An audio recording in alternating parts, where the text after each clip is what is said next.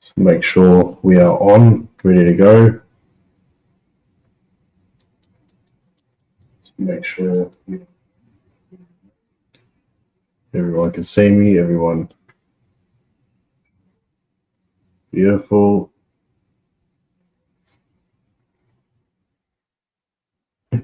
Bozza with the breaking news. That was going to be my first little subject to talk about here, but you pinned me to the post.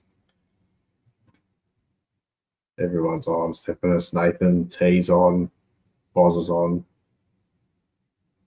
The usual suspects. I love it. Here we go. I'll just give it another 30 seconds or so. Get people on. They're starting to come in now. I can see the numbers raised, which is fantastic. It's the first time I'm doing one without my hat on, too. It's that cold. Brendan, all here. Boz is in. Stephanos. Nathan's in. Mello's in. Chris, LA, you're back. Yes, I'm back. Hi, mate. Hope as well. Everyone's here. I'm here. We're ready to go. Well, guys, thank you so much for joining another episode of the Fan Forum here on the Black and White United channel on YouTube. Thank you so much for tuning in tonight. I'm your host, Andreas. First of all, just want to thank the sponsors for sticking with me, Hopper Bros Barbecue and also New Homes Victoria. Thank you to both for everything you've done the last few months and continue to keep doing. Without you guys, none of this is possible. The weekly shows or the daily shows or every second, third day or whatever, plus all the stuff that I put on lives and everything like that. So thank you so much for that. Europe was amazing. Before anybody asks, I'll just let you know it was fantastic. Going from 35 to 40 degree weather to come back to this is a bit of a eye opener, but it was fantastic. Saw all the family in Greece, spent some time with my wife also in Spain. She obviously, her family's from there, so it was nice to see all different sorts of things. Bit of a culture shock sometimes, but it was fantastic. Glad to be back for the footy, of course, and to see my kids. But yeah, the weather's shit here. Fuck. Anyway, let's just get straight to it. So I had a whole list of things to talk about to start off with, but Boz has dropped one which I just shared on my Instagram now as I started the live, and I'll put it up here. Jamie Elliott is in talks of a 2-year contract extension according to Mitch Cleary on the agenda setter. So usually you think someone, 32, 33 years of age, the club would offer him, especially in the form that he's in, they'd offer him just like 1-year contract extensions going forward. But they seem to be in talks with him about having a 2-year contract now, which I think is pretty good. That'll pretty much tie him over for the rest of his career now, you'd think, to finish off at Collingwood. So, if he is to obviously get that contract and everything, and, all the I's are dotted, the T's are crossed and everything's fine money-wise and stuff like that, you'd think that, any chance of him going to another club in Brisbane and stuff like that is pretty much out the door now, which is what you want. Because he'd actually suit a forward line like Brisbane's now that they obviously haven't got someone like a Joe Danaher in there. They've got that young bloke in there that he debuted last season. I just forgot his name. But Jamie Elliott would be the type of player they would be looking for that experience. But it's good that he's staying now. So at least we've got that experience, that leadership, obviously in that forward line. And to be honest, since he's become part of that leadership group this season, you've obviously seen his form kick off something vicious, which is pretty awesome. So that's the main one that I was going to drop. But Bozza, obviously champion data himself, dropped it before everyone else. So it was good to get that off the ranks.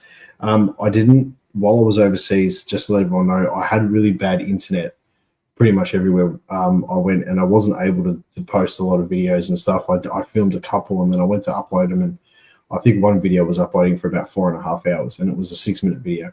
So I didn't get a chance to review the Melbourne game or the St Kilda game. Obviously, I pretty much started off from, I think I reviewed the St Kilda game. It was the West Coast game I did back home, but I didn't get a chance to do Hawthorn or Melbourne, the review for Hawthorn or the preview or the review for Melbourne. So I just want to quickly touch on them because it's going to lead into obviously the West Coast one. I found Queen's Birthday. Obviously, we were able to control the game towards the end. Obviously, Gawn stuffed up that kick, but there were just moments in that game where I thought Melbourne had a lot more of the play in certain parts of the game, in the really important parts of the game, and we were able to just chip away. And then once we actually got the run on and stuff like that, I thought we were gonna hold on quite well. But obviously Melbourne then came back again, and then it sort of carried on into the St Kilda game in that first half. Obviously we put the foot down against St Kilda, which was quite nice to see. Leading into the West Coast game, I tipped us by 58 points. So I thought we were going to absolutely run over them. The part that I was a bit disappointed was, and I was glad that Pendle said it in his post-match interview, was that he said, he goes, "We're getting too cute." I didn't go to the West Coast game because I was way too jet lagged to go. I would have fallen asleep halfway through, especially with those first three quarters. But the overuse of the handball, you could clearly see so many times they were looking for Nick Dacos, and Dacos and Pendlebury were looking for each other when they weren't in the right positions, especially when they were breaking through the midfield. And we're used to playing the wings and stuff like that and then cutting it back in most of the times. And when we were rebounding like through the middle, so many link-up handballs, and some of them paid off, don't get me wrong. But there were so many times where Dacos got caught. There were so many times where I found Ed Allen would get the ball, who's been playing really well, but then he was tackled straight away and he was under pressure because you're getting the ball, but you're in the wrong spots. That last handball shouldn't have been there. West Coast were then able to rebound it again straight back through the middle, and they owned that corridor for, actually owning is probably a bit too much, but they used the corridor really well at times against us, and I think that hurt us quite a bit.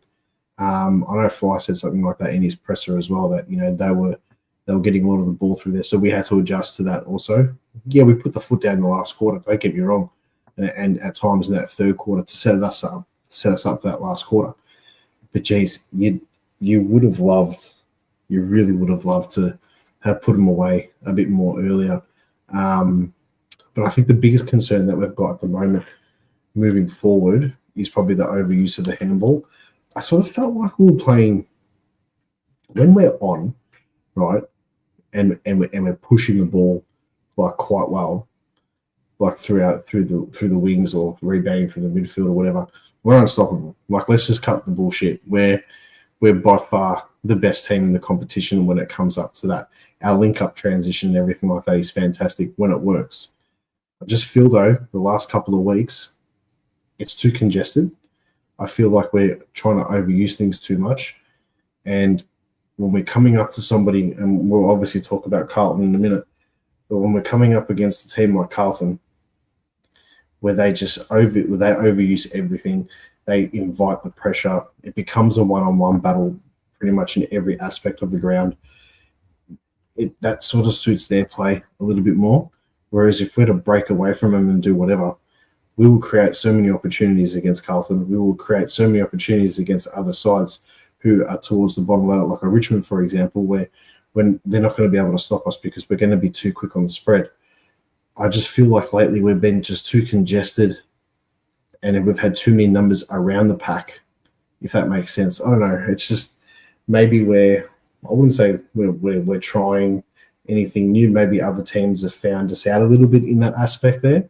But with that being said, also, we did get the win. I know it was only by 29 points, but at the start of the week after the West Coast game, I was pretty filthy. I was thinking, Jesus, we had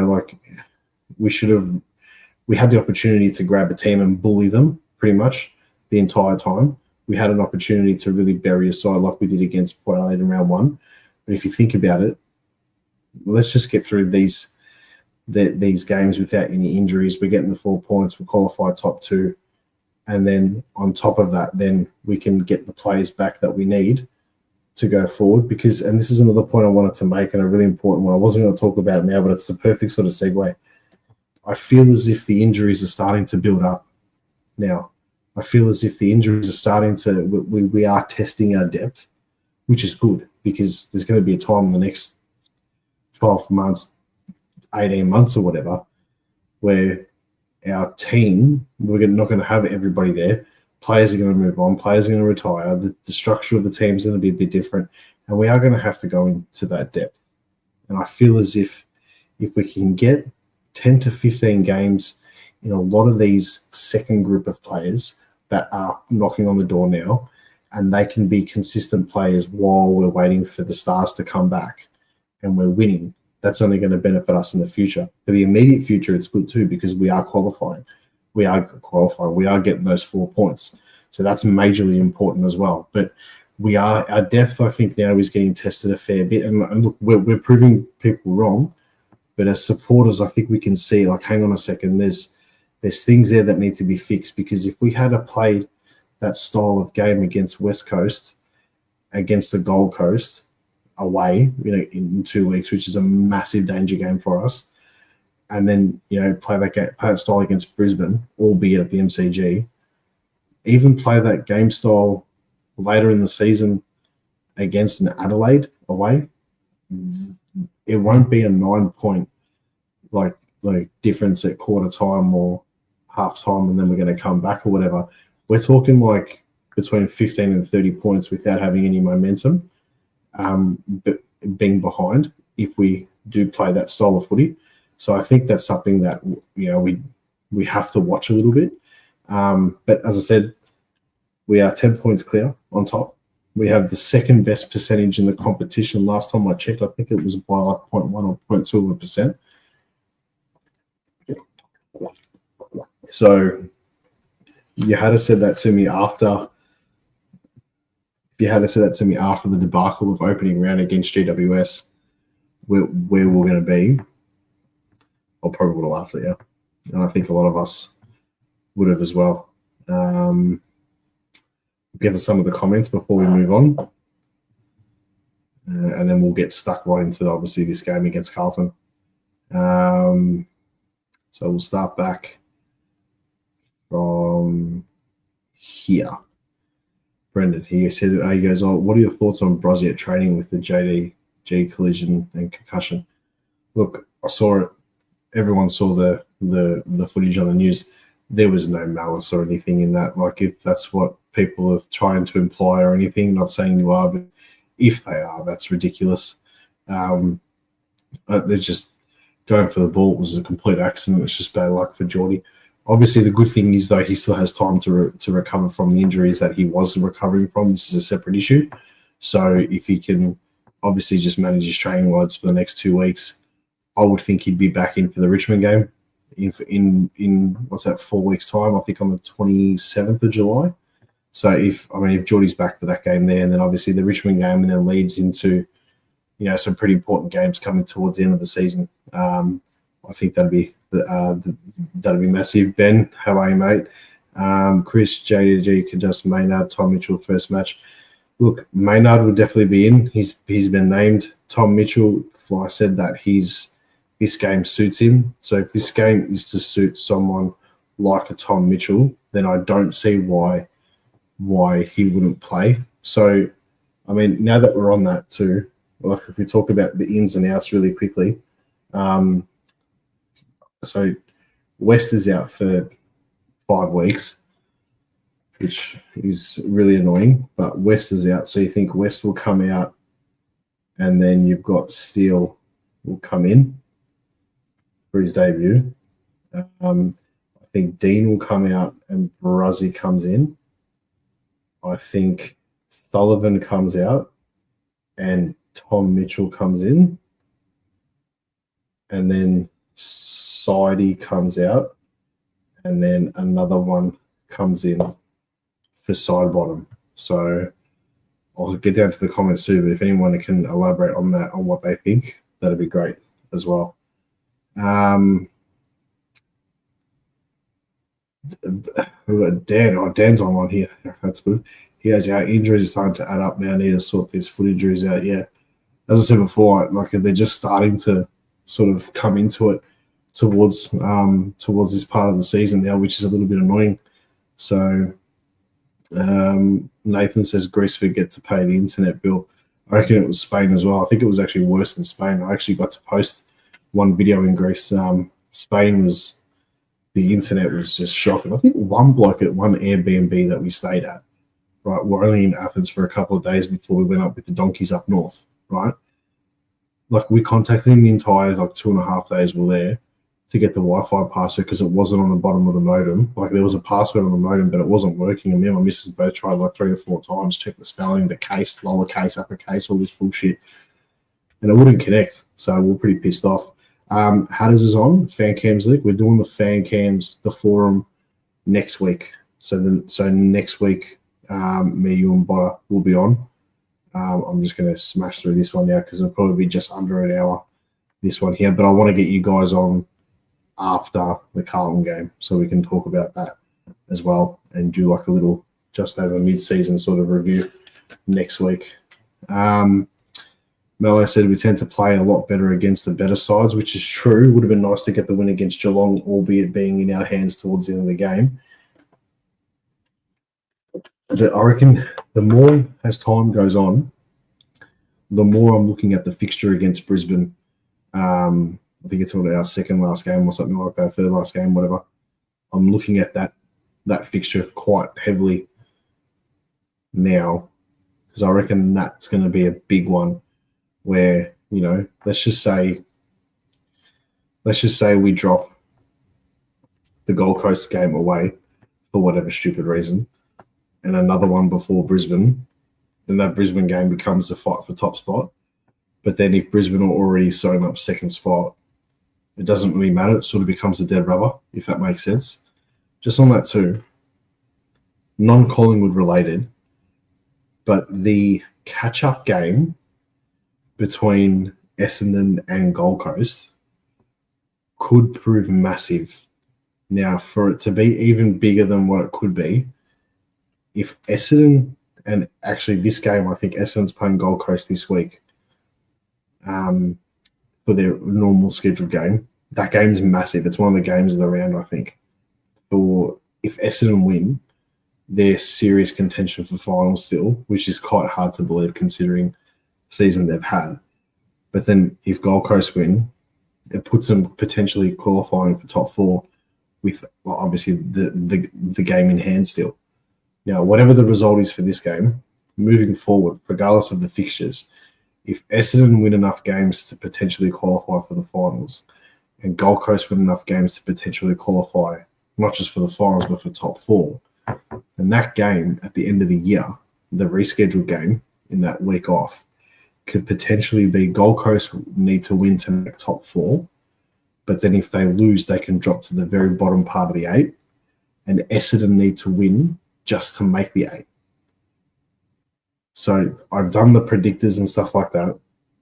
It could be not a dead rubber, like where both teams are like 13th or 14th and it makes no sense to play the game. No one cares about it or whatever, or one team has to win and the other team is a dead rubber, like the Collingwood-Melbourne game last year where, we had to win by 200 points to make the finals or whatever.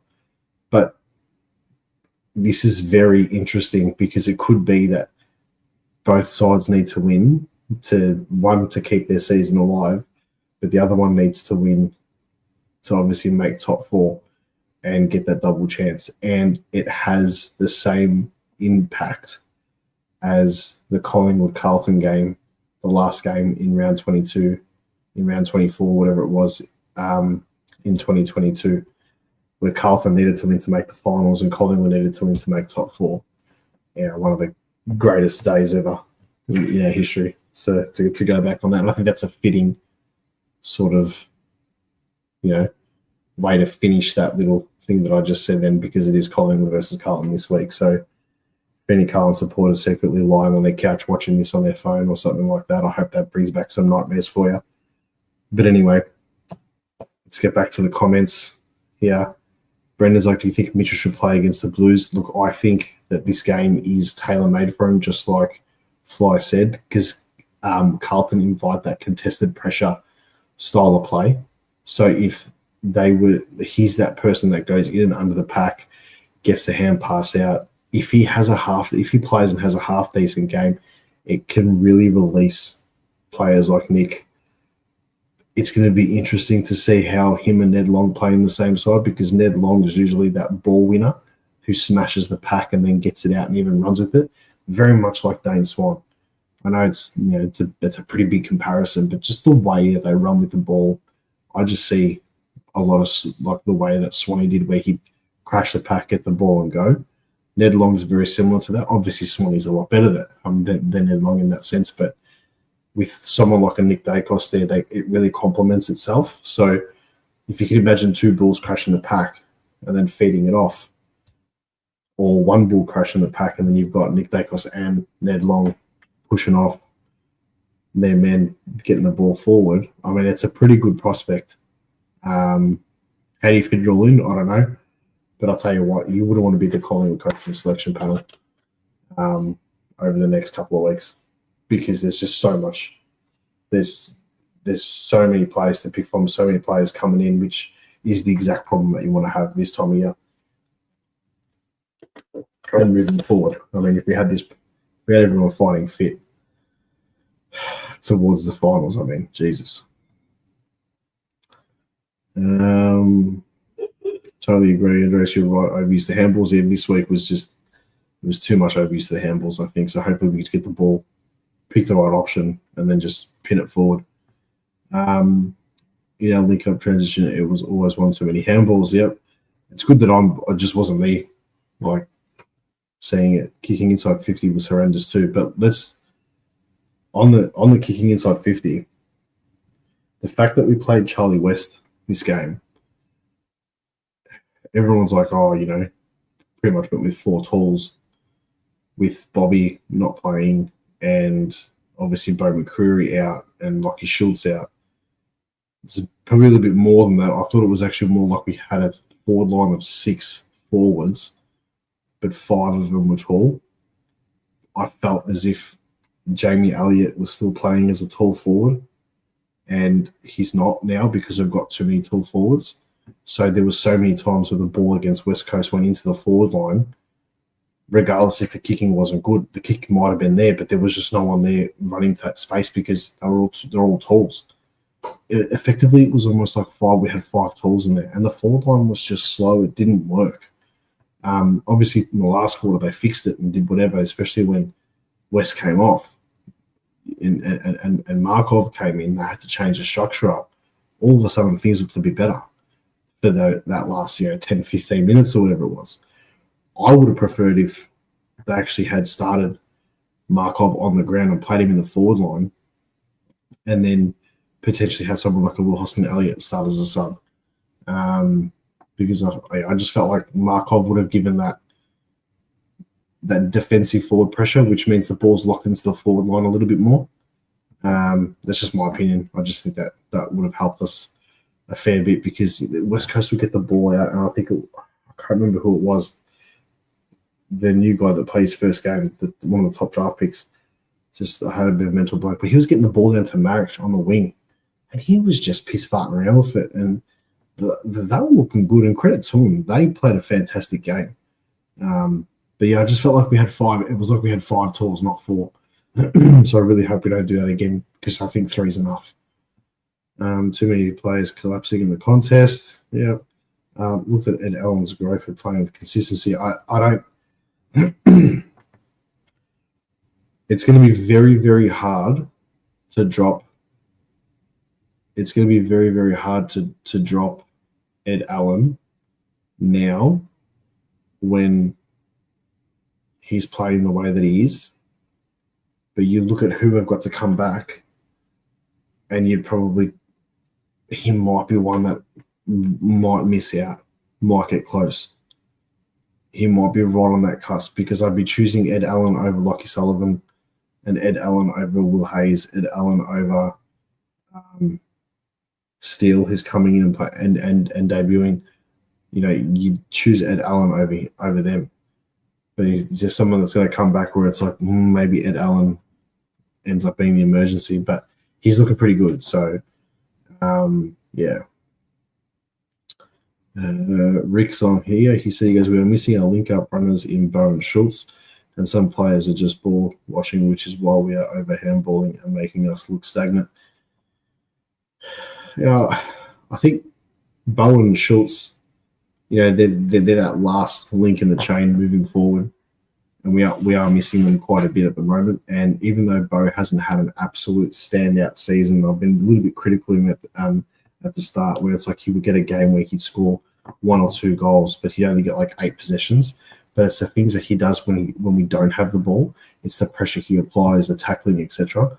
I would love to see Bo play and get 20 possessions and 1 goal, because then you're moving into, being really effective the whole time. Like you're turning into that next Jordan De Goey, if that makes sense. And he's another one that we're missing in that sense too. So, but I think once we get Bo and Lockie back, and if they can have 2 or 3 games of consistency and then really push forward to go to the finals, to go towards finals, they're going to be very, very difficult to stop for opposition. They're going to give them a headache. So yeah, the super coach, this selection committee team will just adjust his deadline to fit the protocols. Yep. Oh, the third to go. Yes. Hadder said in Maynard, Hill, Mitchell, and Steele. Yes. So Hill was the one that I missed then. And out is Dean, Markov, West, and Sidebottom. So Sullivan stays in, you reckon, Hatters, if that's the case. So I'll take out Sully and I'll put Markov there instead. Okay, so that works. Hopefully Mitchell does get in. I hope it's not our training ground. Remember, a few years ago, we had a lot of foot and lower leg injuries in the hard training ground. Was mentioned. Oh, I don't think it's our training ground. I think it's just the loads. Probably the players are doing more than anything.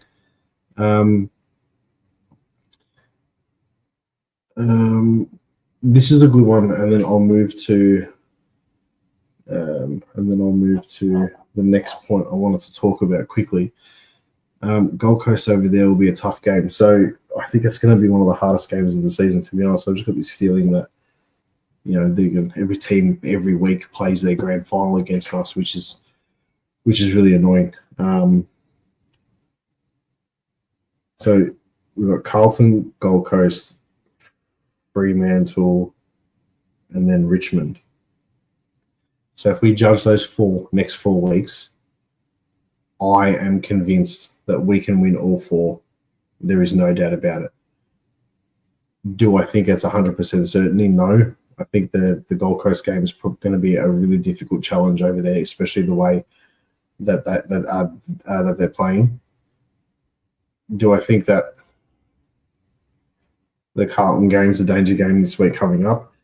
I think every game, even the game against Richmond, there's always an aspect of danger when it comes to playing against Collingwood. And this is what opposition supporters don't understand, is that every single week a team lifts for us. It is their grand final, whether it's home or away for them. When they play against us, it's a different context. We are everybody's rival. And I'm just trying to think of the words, how to explain it, because I know what I'm trying to say in my head. But yeah, I think they're all danger games. I think that, Carlton, obviously, they're going to lift no matter where they are on the ladder against us. The Gold Coast away is a big one there, and they're desperate to try and get a big scalp. They need a big scalp. And also it comes at a time for them where it could potentially lock in their finals, or close to locking in their finals. Then you've got Fremantle. I think will win that comfortably at home. But the problem is with Freo is they're just so unpredictable. I mean, you look at the way that Fremantle played against St Kilda only 8 weeks ago at Marvel Stadium, and they got absolutely pantsed. But then they play St Kilda at home, and yeah, they win by 2 goals or whatever. But it's actually a decent game to watch, even though you're boring Ross Lyon footy. It was actually a decent game, and Fremantle don't look that bad. I feel like they're playing a style of football that was probably good a couple of years ago, and teams are adapting now to their style of play. But I don't know. It's always a danger. When you play against Fremantle over there, it's a danger game. Playing them down here, I think we should be all right against them. And then Richmond obviously will win that. But, yeah, it's just if we can get these 4 moving into the next section of games where they are going to get a little bit harder and we are going to get that run into the finals, you just want to make sure you try and just win as many as you can because with our players coming back, it could be an early setup for us for that running for September.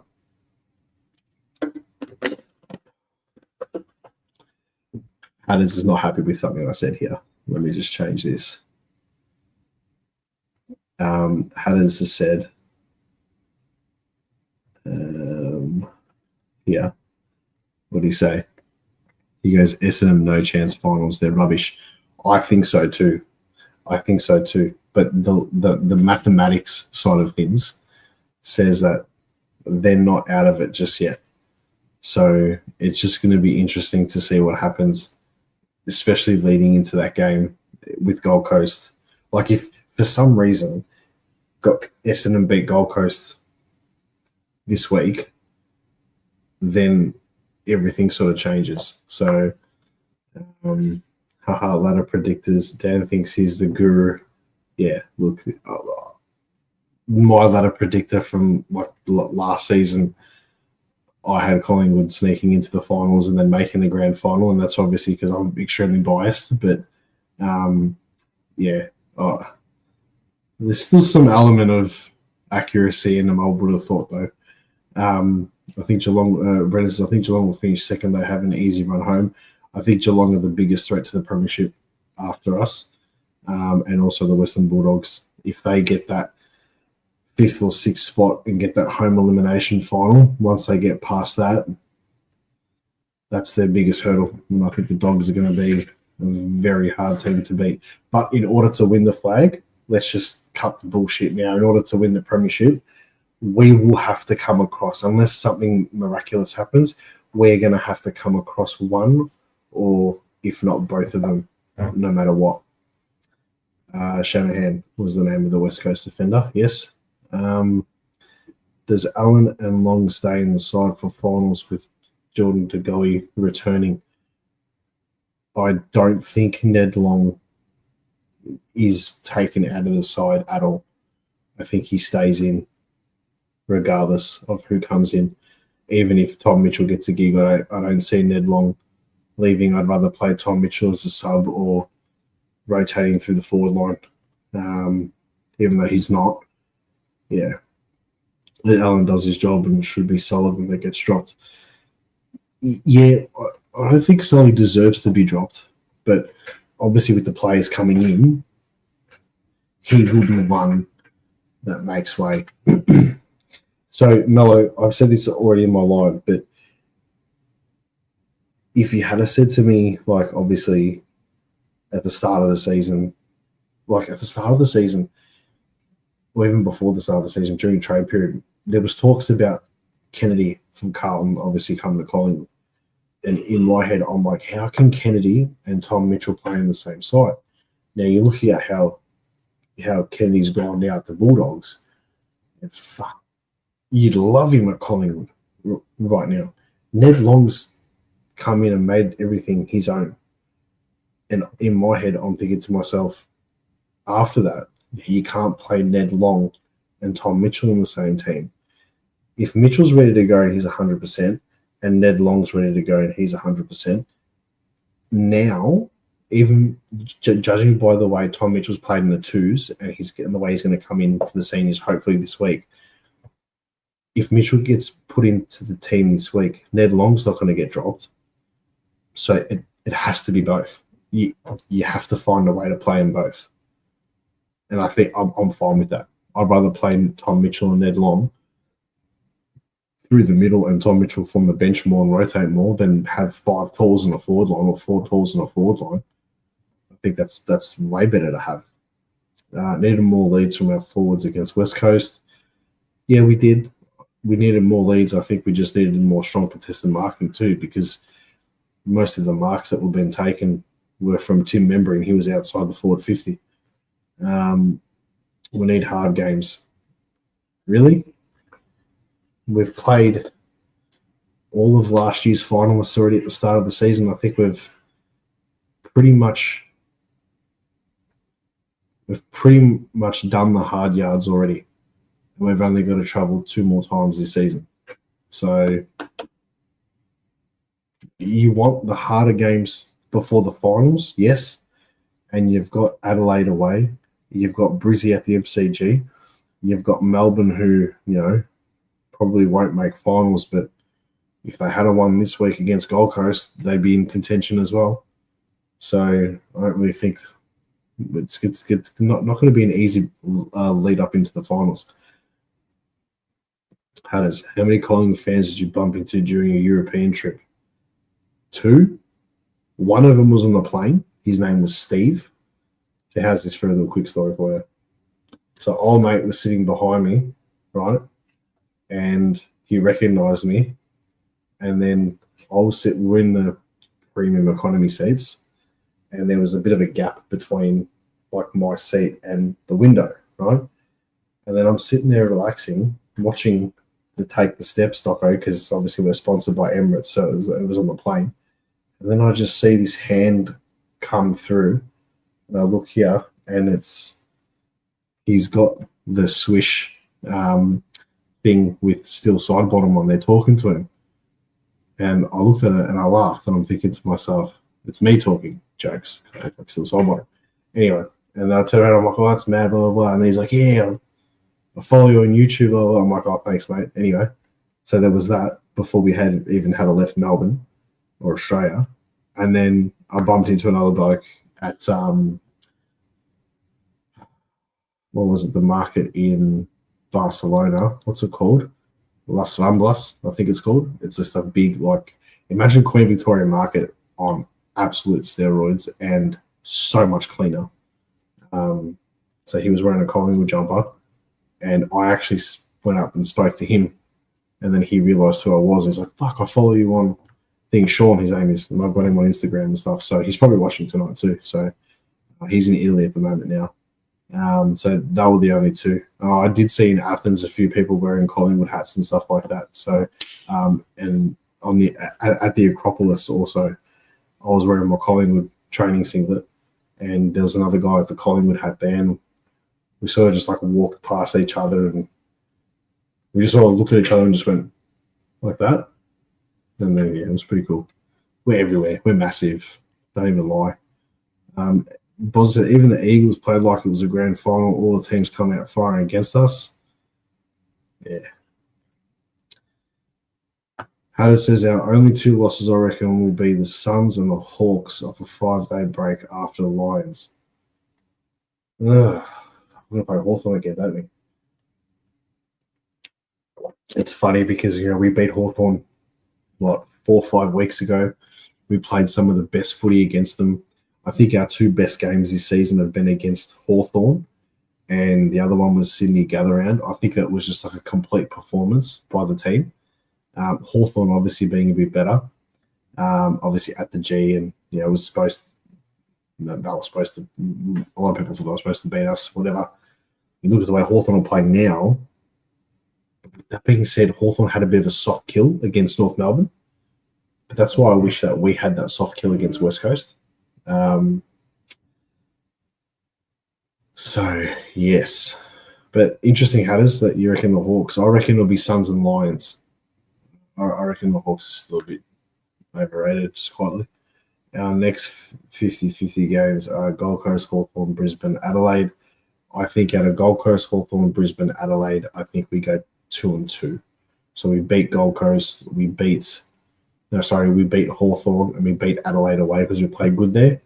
Even though Adelaide looked good, I just think Gold Coast and Brizzy at home still just piss me off a little bit. I know we slapped them at the start of the season over there. Hopefully we get enough players coming back in for that one too. I got my bold call of the week coming up as well very shortly, which I'd love to share with you guys. It's about a certain defender. So that's coming up in the next 10 minutes, and that's brought to you there by Hopper Bros Barbecue. If you haven't already, please, while we're at it, please visit the sponsors. So jump onto Instagram, visit Hopper Bros Barbecue. They've been with me from the start, which has been awesome. So check out all their videos and stuff. Any tips and tricks or anything barbecue related, make sure you give them a follow, send them a DM. These guys are awesome. And also New Homes Victoria. Angelo's been kind enough to obviously help out the channel. So yeah, if you're looking to buy a new home or any house and land packages and stuff like that, jump on realestate.com, have a look at the stuff they've got. But yeah, just thank you to both of them for sticking with me. It's been 10 months now since I've had this channel, and yeah, we're doing all right. We're almost at 1,000 followers. I'm about 45 off. So make sure if you guys haven't already, you share this with all your mates, whether they're Collingwood supporters or not. If I can get to 1,000 soon, I'll be absolutely wrapped. Before we get to the next comments, so TK says long stays. He says again here, sorry, joined late and may have missed, but shooter is very important. I think, yeah, I'm gonna really talk about the injuries and stuff like that over the next couple of weeks. I'll probably talk a bit about that with Hatters and Botter next Tuesday on the channel. That'll be something that I really want to hone in on. But the players that we've got to come back in and stuff, and obviously we'll review the Carlton game next week too, regardless of the result. And then, yeah, because I want to talk about the injuries because, as I said before, I'm just seeing little clinks in the chain, and we are testing our depth a little bit. And I love the fact that we can see that, and we're still in the position that we are, 10 points clear on top of the ladder. It sounds pretty good. But the season's not won by who finishes on top. It's decided by that one day in September. So it's got everything it needs to lead up until then. And we've been there before. We've done it before. We just need to make sure everything clicks right at the end. I was going to talk about something else too, but I just had a bit of a mental blank on that. So I'll get back to it in a second. This is the time to try Ned Long and Tom Mitchell on the same team. Yeah, I said that before. This is the time to try them on the same team. Now is the time to see how it goes. Yes. Brody's on. Guys, make sure you give him a follow on Insta. Being Collingwood, every team wants to get the win against us, but being first and being Collingwood at the same time makes teams really want to win. We thought that, yeah, I know. How good's the Daniel Gorrin shit he's putting on stuff on like Instagram and stuff like that, trying to be like it's Australia versus Collingwood, like whatever, man. It's been Australia versus Collingwood all my life. Also, Josh Riddle is a big loss for Hawthorn as well. He is. Not many people would know who he is, and like he's a very important player in their team. So, he says, I reckon we lose to Suns and Adelaide, even though we play good against Adelaide. I feel like they're going to end the streak. Look, if they were going to, now's probably the time. But I think that we just man up really well against them. And if we can stop their push from the middle going into their forward line, because their forward line is so dangerous, then, then if you stop the Adelaide forward line, you win the game. Because, you got, Dawson can push up there and score goals, even though he's not a key forward. Tex always will play a half-decent game against us. Fogarty, Rankin, Rochelle. I mean, these guys are just... It's a crazy forward line. Yes, you always need a little bit of luck to win the flag. Hopefully the footy guys are smiling down on us. RJ, if the footy guys are smiling down on us and we are able to get another premiership and have 2 in 3 years, we're talking dynasty stuff here. We're not there yet. We're nowhere near that yet. But we have the team, we have the coach to do something very special, and I'm just hoping that it happens. That was what I was going to say. Before I get to my bold point of the week, I just want to give a shout out to the guys at Pies Nation. I won the Guess the Crowd competition on their Instagram, and I got to go on and I was able to give the channel a little bit of a pump up. So if you haven't already, please make sure you go follow on Insta. They got like 50-something thousand followers on Instagram, whatever. But give them a follow on YouTube. Jump on their latest video. It was I think it's called about winning ugly on their last video, and I was able to have a bit of chat with them and stuff like that. So if you haven't already, jump on, and it'll be good to see everybody sort of give each other a pump up and give each other a follow. If we need 3 of the next 4, the last 4 might be a lot less pressure on the boys because we could possibly be clear top 2. Yes. The thing is, I think it also comes down to if you're in that position, where will you want to finish, whether it's top or second, because even though you get the home final and the double chance, I would much rather play Brisbane at the G than play Geelong in a qualifying final. I would much rather play Adelaide at the MCG or Fremantle if they end up finishing 4th than an Adelaide or a Geelong, or even like Brisbane probably finish 2nd. So there's just little things there that you sort of got to pay attention to. You've got the chance of not tanking a game or anything like that, but you've got the chance of controlling your own fate a little bit more, regardless if we're, clear on top, because at the moment we could turn around and lose every game for the rest of the season and miss finals. We're still 2 wins away from locking in finals. We're probably 4 wins away at the moment, considering our fixture. We're probably 4 wins away of locking in a top 4. And I think we're 6, not even. I think we're 5 wins away from locking in top 2. Then depending on, obviously, who plays who and whatever it is. I was trying to do the math the other day, but we need to win our next 2 games. We need to win 2 more games, and we are 110% qualified for finals regardless of where we finish. And I think that's probably the most important thing that we're going to do at the moment.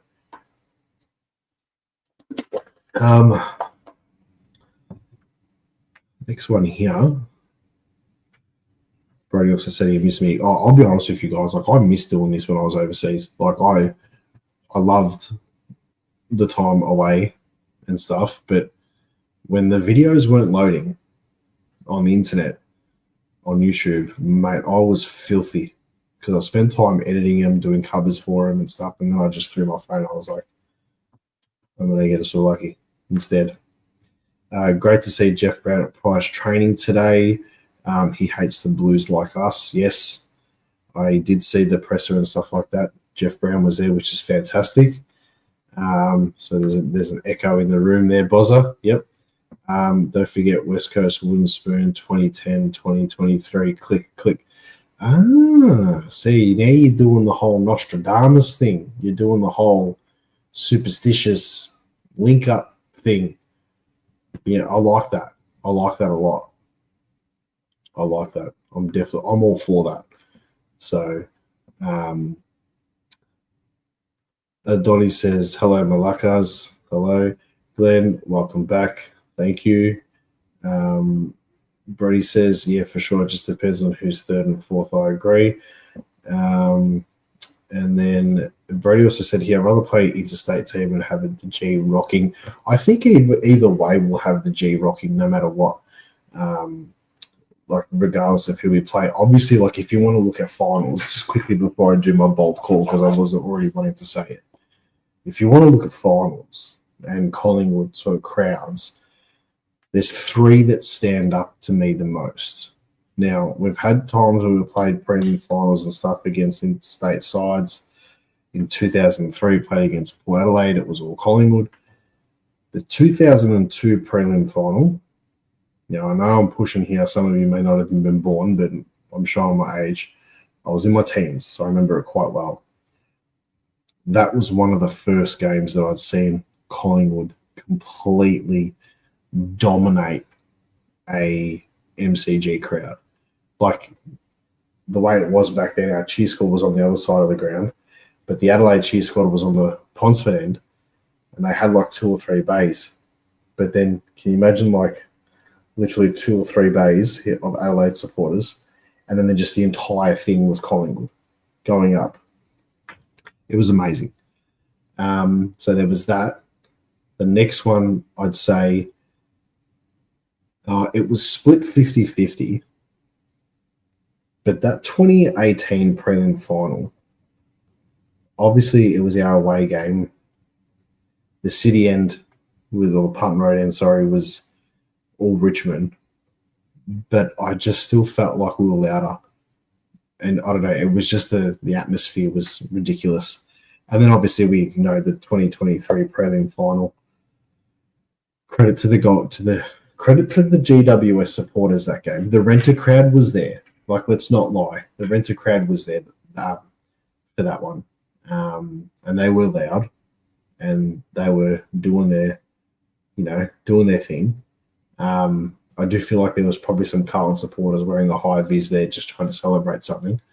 But with that being said, that was the loudest I've ever heard of Collingwood. Like, I wouldn't say loudest. It was loud. But I do feel as if I feel like it was the most passionate one there. Hatters has got one here, and my dad has told me this so many times, and I'm so glad you brought it up. But he said the 1990 second semi-final crowd versus Essendon was awesome. Pies fans were rabid. That's what I love. I've watched that replay of that game. I think Scotty Russell had a really good game that game. My old man's told me that game has, and he said he goes, there was another one in 92 as well. He reckons the Pies were crazy, but that 1990 second semi-final, he reckons was one of the bigger ones. Brady, I'm going to get back to this comment in a second because I've made a mistake, and Greg has just put me back in my place. Something vicious.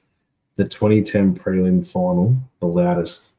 I've said this, and I said this to, if you go through my lives, back when I started, I did one a few months ago with Shay Rollingham. I interviewed him on my lives, and we spoke obviously about his career and stuff. And there was a part where we spoke about in the 2010 prelim final, and he said, he goes, that was the loudest. And I remember that was just ridiculous. And for me, there was a couple of goals during that game where I heard the Collingwood fans go nuts. So if you want to talk about the entire games and stuff like that, the ones that I mentioned throughout the games was just a consistent loud tone of the Collingwood supporters. But that 2010 prelim final, there was a time, I think, where Pendles ran into an open goal and kicked it. It was crazy. The one where Ben Johnson has sidestepped Cameron Ling and slammed it from 50 out or 45 out on his left foot, I reckon, and it went straight through the middle, I reckon that was the loudest I've ever heard Collingwood supporters. We've been loud in grand finals, but that goal that Jono kicked was pretty crazy. I still think though that 2023 was louder towards the back end of the game, but that goal that Jono scored in 2010 was ridiculous. Glenn says here, GWS 2023 was louder at the end. There you go. 2010 was a tad quieter at the end, but the goals in the second quarter were so loud, so loud. Yeah, I mean, we're all on the same page here. We're not stupid.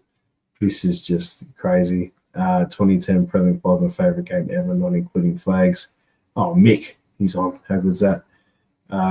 Coxham. See, now people are just throwing just nostalgia at us, and we're just saying everything now. This is just Collingwood supporters lying on the couch on their phones or watching on YouTube and just going, "Fuck yeah, I remember this, remember this." It's so good, man. It's so good. Hopefully this week against Carlton, it's just going to be something special. I really want us to turn around and just, I want us to fucking pump them. Just I know, look, if we play shit and we win by a point, you take it because it pisses them off even more than us. But I really just want us to, go to against Carlton and just absolutely give them a fucking flogging would be nice. But that's my take on that. I'll get through these. I'll get through these last comments quickly, and then I'll do my my bold call. You've got here the loudest and most spectacular crowd by supporters was when Mick Maguire kicked the winning goal from the centre. Atmosphere was electric at Waverley. If you didn't he kick that at the G against Carlton in '94? I was there that day. What shits me at the MCG now after a goal is the stupid music with the noise through the speakers. Let the crowd cheer and create the atmosphere. That's a fair point. It's a bit like basketball now when they've done that. Mix seconds like Ben Johnson goal. Like, how good is it? Oh, Swoops joined in. Wanted to pop in and say hi after my stream. Welcome back, brother. Good night. Thank you for tuning in, Swoop Luke. Glad said prelims, and this I agree with. Prelims are always the best games of the year. Two teams followed by the actual fans over the week, and then the event goes to whoever follows the teams. Yes, I know. Brady, when you described those 2010 goals, I could literally see exactly getting in my mind a photographic memory for calling the moments. Yeah, it's bad. If I remembered all my stuff that I need to, all my personal shit and the important shit in life, as much as I remember little moments of Collingwood, I reckon I could probably be pretty fucking smart, to be honest. But it's all looks here, mate. Don't worry. But can't remember what I ate this morning. There you go. Let's just pump Carlton. This is nothing. There's nothing better.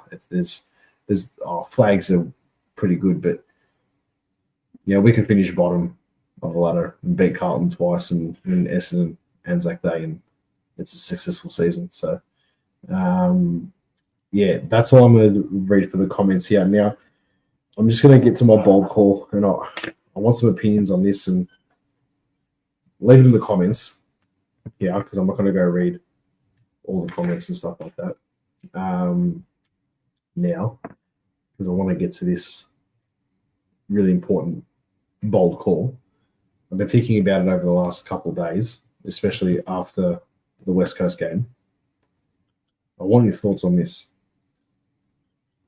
The bold call of the week, brought to you by Hopper Bros Barbecue, is Billy Frampton is, in my opinion, our most important defender at the moment. And I'm taking into consideration Josh Dacos, Isaac Painter, Darcy Moore, Jeremy Howe, Dan Houston, and I'll even go another one here. And leave it in the comments when the video is finished, and we'll talk about it after, because otherwise we'll be here all night, and I'm only going to be on here for an hour. And I'm already at 58 minutes, and I could talk to you guys all night. But the follow-up to that is, right, so Billy Frampton is our most important defender at Collingwood. It's my opinion. I'm putting it out there. Dan Houston, at the moment, is a luxury. Not saying he's not important, but I think having Dan Houston in our team is a luxury. And I think towards the end of the season and next season, he's going to be as important as Nick and Josh Dacos. But the main question is Billy Frampton, our most important defender? I think the argument is between Billy Frampton and Jeremy Howe, if you want to think. But the way that he's improved since the second half against Carlton, when we played him earlier in the season, to now. But yeah. That's my bold call of the week. Make sure you drop a comment in the thing. That's all for tonight. I'm so glad to be back. Thank you to everyone for being patient with me while I was overseas and stuff. We've had quite a few people jump on. Next week, I'm going to have Hatters on. I haven't even asked them. I'm just telling them they're coming on. Hatters is going to be on. So I'll put in the group chat with Hatters so he knows. We're going to have Dan Botter on. I'm going to be on. And three of us are going to talk the review against Carlton. And we're also going to probably just give ourselves a bit of a take on how we see ourselves and just over the halfway point of the season now. We're almost 3/4 of the way through the season, which is, this season's gone too quick. So Hatters will be on. There you go. He says I'll be on. So next Tuesday, 8:30. Glenn's also going up to the Gold Coast.